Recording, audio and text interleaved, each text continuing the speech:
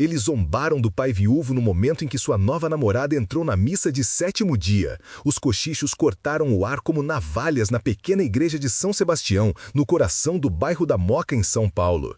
4 anos desde que Fernanda havia partido, vítima de um câncer fulminante, e agora Rodrigo Almeida tinha a audácia de trazer uma mulher nova ao memorial organizado pela família dela.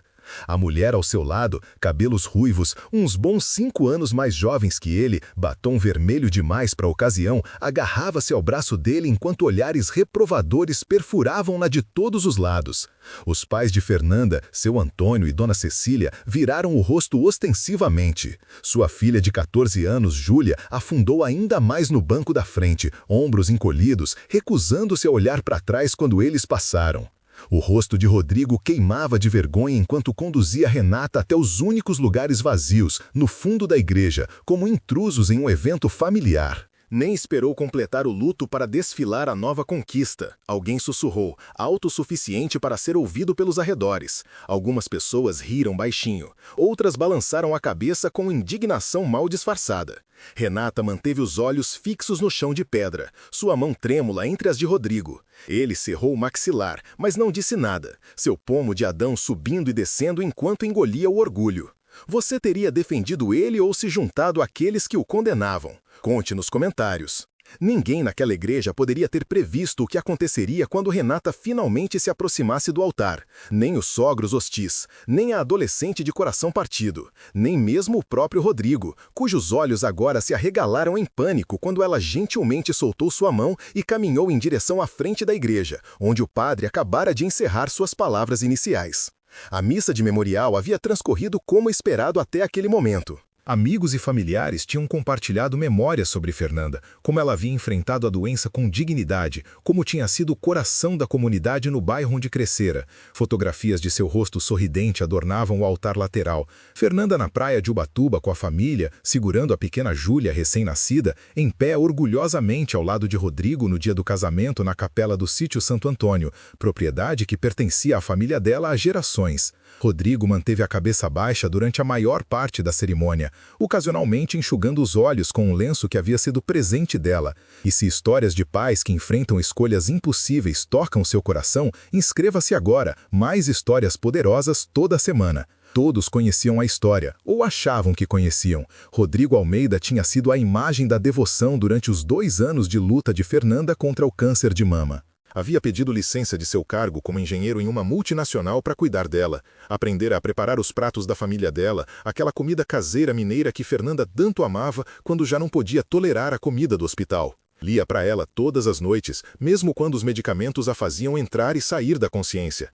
E quando ela partiu, tornou-se tanto mãe quanto pai para Júlia, que tinha apenas 10 anos na época. Por 4 anos, Rodrigo viveu como um monge. Dedicou-se à criação da filha, levando-a às aulas de balé, ajudando com trabalhos escolares, organizando festas do pijama. Recusou encontros arranjados por amigos bem-intencionados. Juntou-se a um grupo de apoio ao luto na paróquia local. Fez tudo o que se esperava dele. Até 6 meses atrás, quando conheceu Renata Campos, uma professora de literatura na escola de Júlia. A amizade deles havia se desenvolvido lentamente, primeiro em reuniões sobre o desempenho acadêmico de Júlia após a perda, depois em conversas durante cafés que se estendiam para almoços, mensagens ocasionais que evoluíram para chamadas noturnas depois que Júlia adormecia. Rodrigo não havia planejado se apaixonar novamente. Mas aqui estavam, e agora aqui estava ela, caminhando para o altar na missa memorial de sua falecida esposa, enquanto todos observavam em silêncio atônito. O rosto de Júlia contorceu-se numa expressão de traição absoluta. Dona Cecília, a mãe de Fernanda, agarrou-se ao braço do marido sussurrando furiosamente. Rodrigo meio que se levantou, como para impedir o que quer que fosse acontecer, mas depois sentou-se lentamente, sua expressão indecifrável sob a luz suave que filtrava pelos vitrais coloridos. Renata chegou ao altar e tirou um envelope da bolsa, suas mãos ainda trêmulas.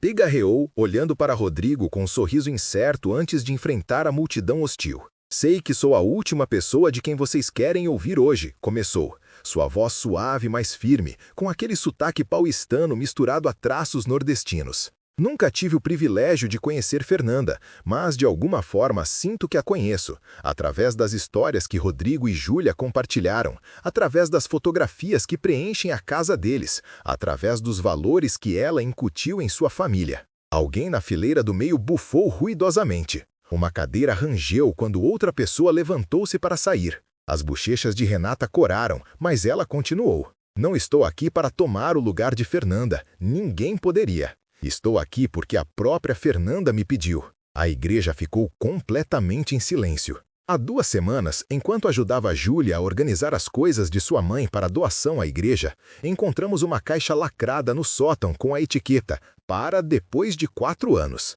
Dentro havia cartas separadas para Rodrigo, para Júlia e... A voz de Renata falhou. E uma endereçada a mulher que os ama depois de mim. Ela abriu o envelope com dedos cuidadosos e desdobrou várias páginas de papel azul claro. A caligrafia era fluida, mas trêmula, escrita, todos sabiam, nos últimos meses de Fernanda. Querida amiga, leu Renata, sua voz fortalecendo-se a cada palavra. Se você está lendo isto, encontrou seu caminho para os corações das 2 pessoas que mais amo neste mundo. 4 anos antes, Rodrigo estivera sentado ao lado da cama de hospital de Fernanda, observando a chuva fina cair sobre as árvores do Parque Ibiruaré pela janela. Sua filha estava com os avós naquela noite, dando-lhes um raro momento a sós.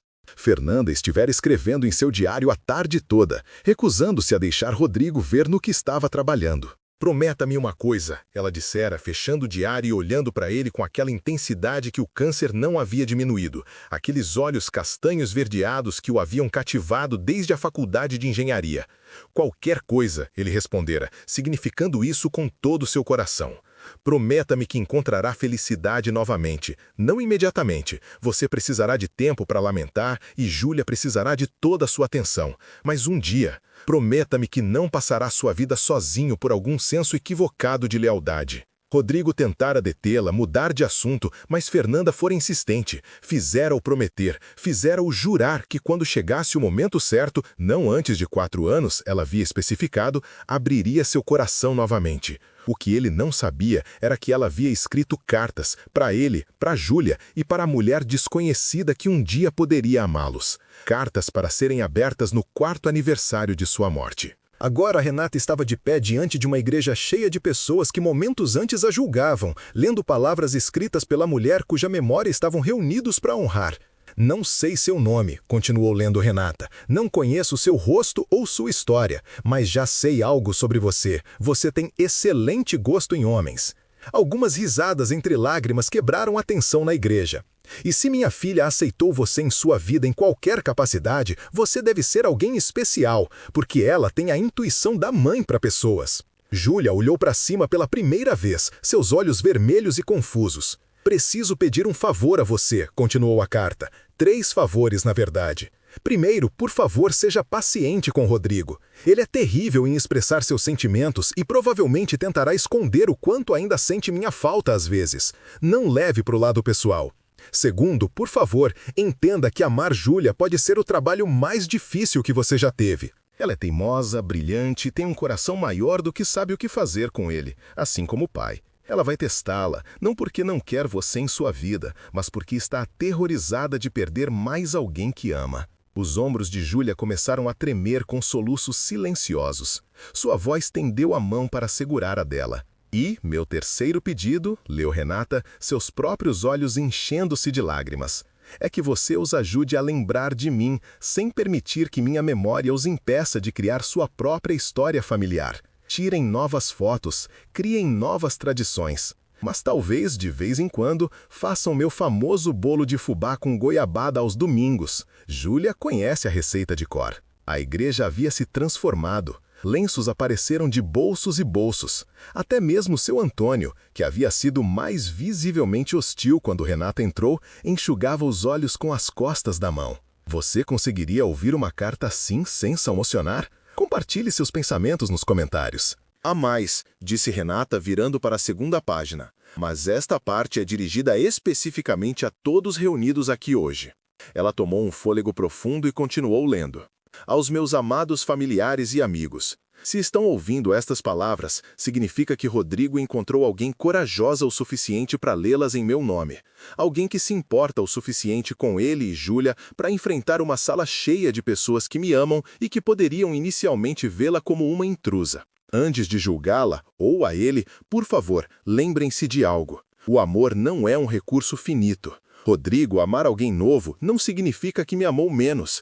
Significa que aprendeu com nosso tempo juntos que a vida é preciosa demais para ser vivida sozinho.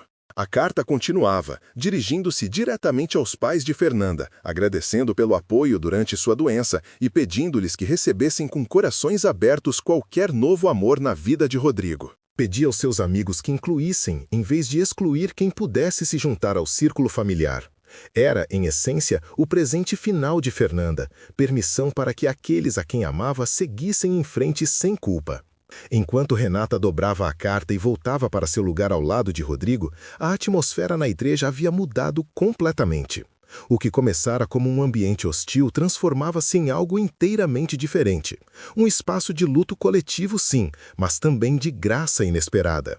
Dona Cecília foi a primeira a se aproximar deles após a missa, seus passos hesitantes, mas seus braços abertos. Abraçou Rodrigo, sussurrando algo em seu ouvido que o fez fechar os olhos com alívio. Então, para a surpresa de todos, voltou-se para Renata. Obrigada, disse simplesmente, tomando as mãos de Renata nas suas, por ser corajosa o suficiente para compartilhar as palavras dela. E por amá-los quando eu estive machucada demais para ver com clareza. Júlia manteve-se afastada, observando essa troca com incerteza escrita em seu rosto adolescente. Havia crescido tanto nos 4 anos desde a morte da mãe, mais alta, com os traços delicados de Fernanda e os olhos expressivos de Rodrigo. Quando seu pai estendeu o braço em sua direção, ela hesitou apenas brevemente antes de se juntar ao círculo. "Você sabia?", perguntou ao pai, "sobre as cartas?" Ele balançou a cabeça. Sua mãe guardava alguns segredos, até de mim. Especialmente os bons. Ela planejou tudo, disse Júlia, com um vislumbre de sorriso tocando seus lábios pela primeira vez naquele dia. Ela sempre foi a mais esperta da família, concordou Rodrigo, passando um braço pelos ombros da filha. Renata manteve-se ligeiramente afastada, dando-lhes espaço para esse momento de reconexão. Mas Júlia surpreendeu a todos, estendendo a mão e tomando-a de Renata. "O bolo fica melhor com um pouco mais de goiabada", disse baixinho. Mamãe sempre colocava mais do que dizia a receita. Não era aceitação completa, não era um final feliz instantâneo, mas era um começo. Nas semanas que se seguiram, as coisas mudaram lentamente. Júlia concordou em jantar com Renata e seu pai uma vez por semana, em território neutro a princípio, restaurantes onde podiam manter uma conversa educada.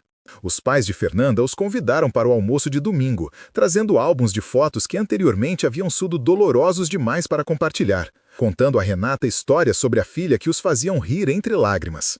A carta abriu uma porta, mas cabia a eles atravessá-la juntos. 3 meses após a missa memorial, Rodrigo pediu Renata em casamento. Não em um restaurante ou em uma praia paradisíaca, mas no quintal da casa, sob a jabuticabeira que Fernanda plantara quando Júlia nasceu. Ele havia pedido permissão à filha primeiro, mostrando-lhe o anel uma noite enquanto Renata corrigia provas em sua casa. "Você acha que ela dirá sim?", perguntara nervosamente, mais ansioso sobre essa pergunta do que quando fizera a mesma a Fernanda 15 anos antes. Júlia estudou o singelo anel com água marinha, a pedra de nascimento de sua mãe, ela notou, e assentiu lentamente. Ela seria louca se não dissesse: "Nós somos um pacote tanto, pai." O pedido em si não foi nada como Rodrigo planejara. Ele derrubou o anel enquanto tirava do bolso. Júlia riu incontrolavelmente de seu esconderijo atrás da árvore, onde deveria estar pronta com uma câmera. E Renata ficou tão surpresa que derrubou uma xícara de café, criando uma correria por panos e guardanapos antes que ele pudesse terminar a pergunta. Mas quando a ordem foi restaurada e ele finalmente conseguiu dizer as palavras, o sim dela foi imediato e seguro. Júlia saiu de seu esconderijo para testemunhar o momento, sua expressão complicada, mas não mais hostil. Mais tarde, naquela noite, depois que Júlia foi dormir, Renata encontrou Rodrigo sentado na varanda dos fundos, olhando para o céu estrelado de uma rara noite sem poluição em São Paulo. "Segundo os pensamentos?", perguntou ela, envolvendo um xale ao redor dos ombros contra o frio noturno. Ele balançou a cabeça, só pensando em como Fernanda teria adorado essa reviravolta. Ela sempre gostou de surpreender as pessoas. Ela teria sido uma ótima escritora, concordou Renata. Há algo que nunca contei a você sobre aqueles últimos meses, disse Rodrigo após um momento.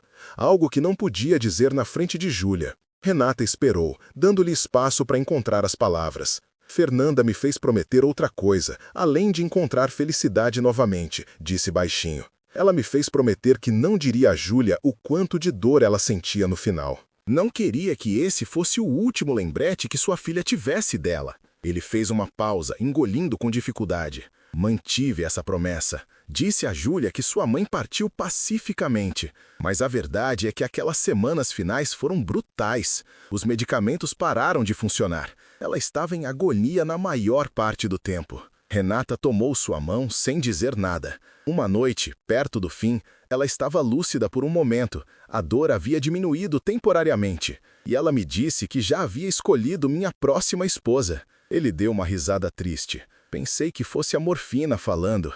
Mas agora me pergunto se de alguma forma ela sabia. Renata completou por ele. Não exatamente, mas acho que talvez ela entendesse algo sobre o amor que eu só estou começando a compreender. Que é possível manter o passado e o futuro no mesmo coração sem diminuir nenhum dos dois. O casamento foi pequeno, apenas família e amigos próximos no quintal da casa onde Rodrigo e Fernanda haviam criado Júlia. Não passou despercebido por ninguém que eles escolheram se casar no aniversário de Fernanda em vez de no aniversário de sua morte. Uma celebração de vida em vez de uma lembrança de perda. Júlia serviu como dama de honra principal, usando um vestido com uma faixa azul clara que combinava com o papel que sua mãe usava para suas cartas. Os pais de Fernanda sentaram-se na primeira fila, sua mãe sorrindo através das lágrimas. E numa pequena mesa ao lado do altar improvisado, junto às alianças e ao bolo, havia uma fotografia emoldurada de Fernanda, não em sua doença, mas em sua vibrante saúde, rindo de algo fora da câmera durante uma viagem a Bonito, seu lugar favorito no Brasil. Não estava colocada ali com tristeza, mas como reconhecimento. Esta mulher os amara primeiro, os amara o suficiente para garantir sua felicidade mesmo depois que ela se foi. Quando o celebrante perguntou se alguém se opunha à união, houve apenas silêncio, seguido de risadas suaves quando Júlia sussurrou alto o suficiente. Mamãe já deu sua bênção, então estamos bem. Durante a recepção, enquanto Rodrigo dançava com sua nova esposa, Júlia escapou para seu quarto. Retornou segurando uma caixa de madeira entalhada que colocou na mesa de presentes sem cerimônia. Mais tarde, quando os recém-casados a abriram, encontraram a receita do bolo de fubá com goiabada de Fernanda, escrita à mão em um cartão manchado com gotículas de massa. Abaixo havia uma nota na cuidadosa caligrafia de Júlia. Domingos às 10. Eu trago a goiabada extra. Se esta história tocou você, inscreva-se agora para mais histórias poderosas toda semana. Porque família nem sempre é sobre sangue. Às vezes é sobre aqueles que escolhem ficar. E às vezes é sobre aqueles que, mesmo partindo, encontram maneiras de continuar nos amando. O maior presente nem sempre é segurar. Às vezes é saber quando soltar. E clique no vídeo na tela para assistir ao próximo, com uma reviravolta tão poderosa que você nunca esquecerá.